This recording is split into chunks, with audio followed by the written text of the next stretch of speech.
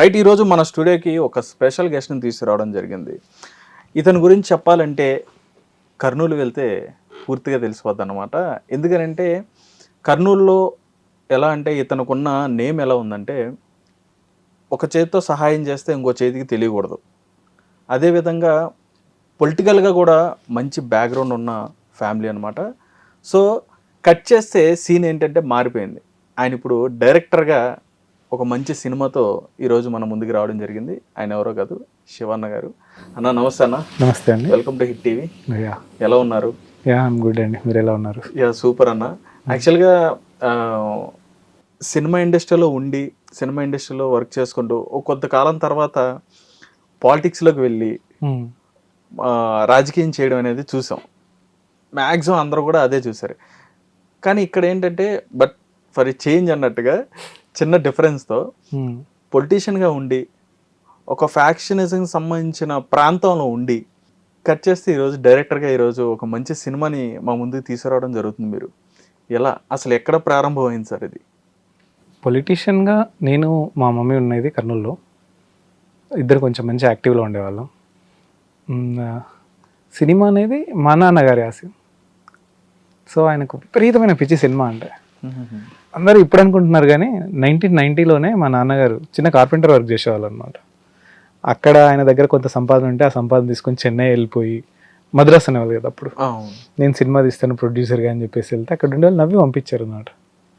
అప్పుడు ఆయన హట్ అయిపోయి ఏదో ఒక రోజు నేను ప్రొడ్యూసర్ని అవుతాను, ఏదో ఒక రోజు సినిమా ఇండస్ట్రీకి వస్తానని అప్పట్లోనే శపథం చేసి వచ్చాడు. తర్వాత 1991-92 టైంలో టెలిఫిలిమ్స్ తీసారనమాట. ఇప్పుడు యూట్యూబ్లో మన షార్ట్ ఫిలిమ్స్ అంటాం కదా. తర్వాత ఇంకా మళ్ళీ వర్క్ చేస్తూ డే బై డే కష్టపడుతూ పడుతూ ఒక మంచి స్టేజ్కి మేము రావడానికి చాలా కష్టపడ్డాడు. అలా అయ్యాక 2009-2010 పీరియడ్లో తను ప్రొడ్యూసర్గా ఎదిగాడు అనమాట. ధన్వంతరి క్రియేషన్స్ అని చెప్పేసి ఒకటి స్టార్ట్ చేసేసి ఒక 2-3 సినిమాల దాకా వర్క్ చేశారు. అవి పెద్ద హిట్ అవ్వలేదు, పెద్ద రిలీజ్ అవ్వలేదు, జనాలకు వచ్చింది పోయింది కూడా తెలియదు.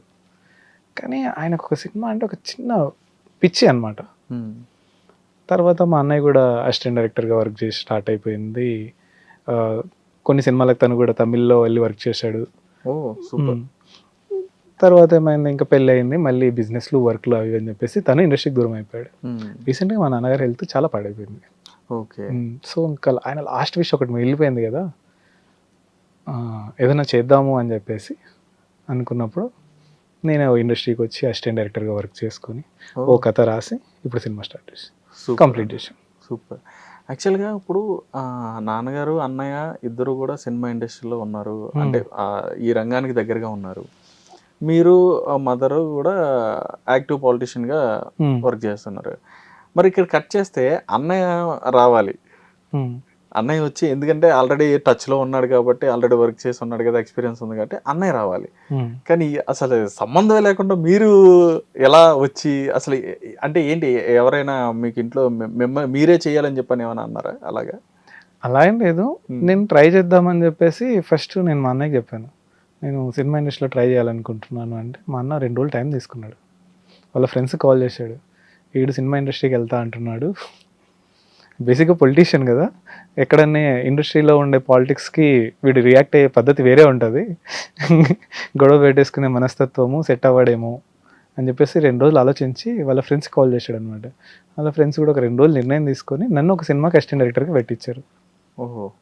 నేను అసిస్టెంట్ డైరెక్టర్గా వర్క్ చేస్తున్నప్పుడు కూడా వాళ్ళు రోజు వాకప్ చేసుకునే వాళ్ళు అనమాట, ఇతను ఇండస్ట్రీలో సెట్ అవుతున్నాడా లేదా, చేస్తున్నాడా లేదా. సక్సెస్ఫుల్గా నేను ఎలాంటి గొడవ, ఎలాంటి కాంట్రవర్సీలు ఇరుక్కోకుండా కంప్లీట్గా ఒక ప్రాజెక్ట్కి వర్క్ చేస్తే అప్పుడు మా అన్నయ్య చెప్పాడు, నువ్వే సినిమా తీయగలవు, ఈ మైండ్ సెట్తో ఉంటే తీయగలవు అనేసి సపోర్ట్ ఇచ్చాడు. మీలా కాన్ఫిడెన్స్ కనిపించినట్టు ఉంది వాళ్ళకైతే, అన్న వాళ్ళకి.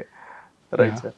అంటే గొడవలు పెట్టుకుంటారు అంటే అని చెప్పని అంటున్నారు కదా, అంటే మీకు షార్ట్ టెంపర్ లాగా అలా ఏమైనా ఉందంటారా?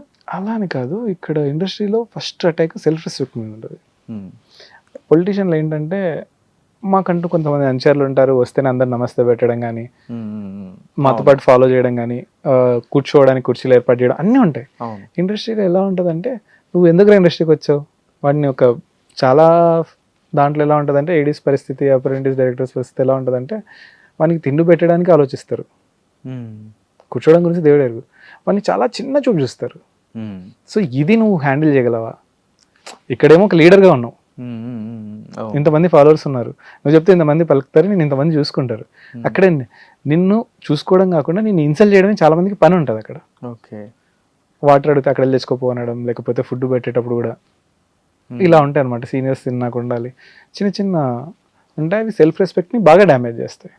ఓకే, సో దాన్ని నువ్వు క్రాస్ చేయగలవా లేదా అనేది మా వాళ్ళకు ఉన్న డౌట్. మీకు ఒక పరీక్ష పెట్టారనమాట అయితే? అలాంటిది ఏం లేదులేండి. మరి ఆ పరీక్షలో మీరు పాస్ అయ్యారా? అయితే అయ్యాను. పాస్ అయ్యారు కాబట్టి ఇక్కడ వరకు వచ్చారు, ఒక మంచి మూవీని తీసుకుని వచ్చారు.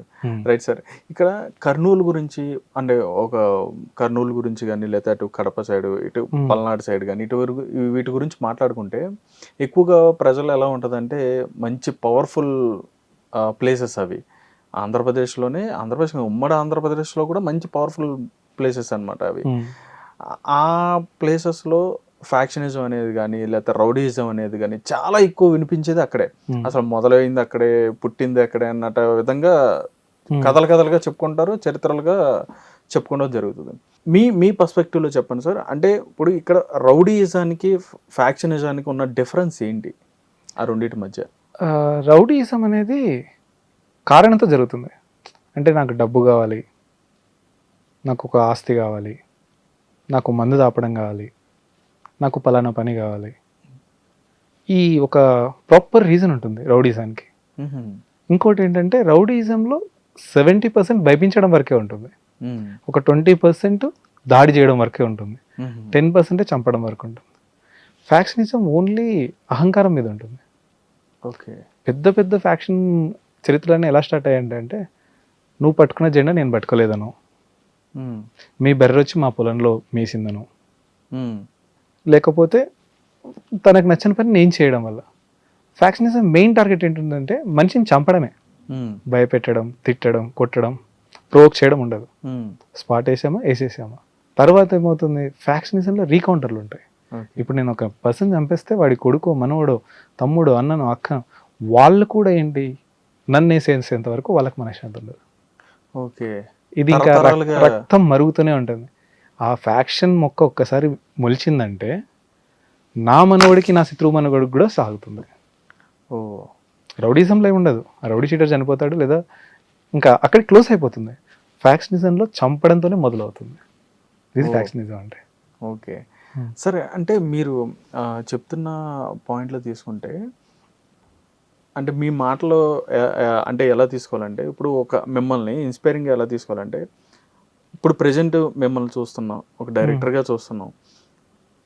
మిర్చి సినిమాలో ప్రభాస్ గారు మిర్చి సినిమాలో లాగా, ఎన్టీఆర్ గారు అరవింద్ సమేతలో లాగా, అంటే ఆ టైప్లో ఉండేద్దా మీ లైఫ్? లేదండి, మా ఇంట్లో ఎలాంటి ఫ్యాక్షన్ మర్డర్లు లేవు, ఫ్యాక్షన్ క్రైము లేదు.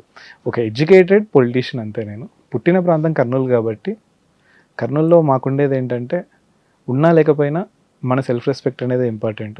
దానికోసం మనం నిలబడాలి, తెగించి నిలబడాలి. కాబట్టి అది నాకు అలవాటైన బ్రీడ్ తప్ప అలాంటి ఫ్యాక్షన్ మర్డర్లు మా వంశంలోనే లేవు. హిట్ టీవీ యాప్, ఇందులో short news, live news, entertainment shows, movies, digital magazines తో పాటు మీ జిల్లా వార్తలను కూడా ఫ్రీగా చూడొచ్చు. ఇంకెందుకు ఆలస్యం, వెంటనే హిట్ టీవీ యాప్ ని డౌన్లోడ్ చేసుకుని ఫ్రీగా ఎంటర్టైన్మెంట్ పొందండి. Hit TV app, hit TV app, please download hit TV app. Hit TV app ని ఫ్రీగా డౌన్లోడ్ చేసుకొని ఎంజాయ్ చేయండి. మీకు నచ్చిన ఎంటర్టైన్మెంట్ కోసం హిట్ టీవీ యాప్ ని ఫ్రీగా డౌన్లోడ్ చేసుకొని ఎంజాయ్ చేయండి. హిట్ టీవీ యాప్ ని డౌన్లోడ్ చేసుకుని ఆస్వాదించండి, ఆశీర్వదించండి. ఇంతమంది సెలబ్రిటీలు హిట్ టీవీ యాప్ ని డౌన్లోడ్ చేసుకోండి అని చెప్తున్నారంటే ఎంత మంచి యాప్ ఆలోచించండి. అమెరికా అమెరికా అమెరికా అమెరికాలో చదవాలనుకునే వాళ్ళకి విశ్వసనీయమైన పేరు మన శౌర్య కన్సల్టెన్సీ. UK లో 1 year masters, UK లో 1 year masters, 2 years work permit up to 5 years visa. Contact Saurya Consultancy. Contact 89851 89851.